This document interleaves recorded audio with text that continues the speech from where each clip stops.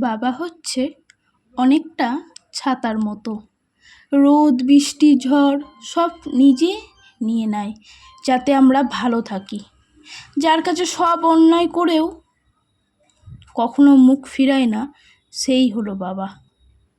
I am proud যখন কেউ বলে তুই না পুরো তোর বাবার মতো দেখতে, জানিস উনি খুব ভালো মানুষ, ওনাকে আমি অনেক দিন ধরে চিনি।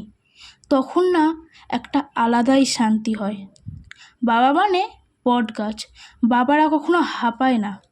আমি 23 বছর বয়সে হাঁপিয়ে উঠেছি, সেখানে বাবা 50 বছর বয়সেই বলে চিন্তা করিস না, আমি তো আছি, কি হবে?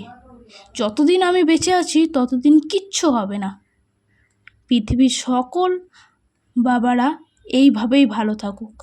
হ্যাপি ফাদার্স ডে বাবা, সব সময় ভালো থেকো, সুস্থ থেকো, এই কামনাই করি। I love you papa.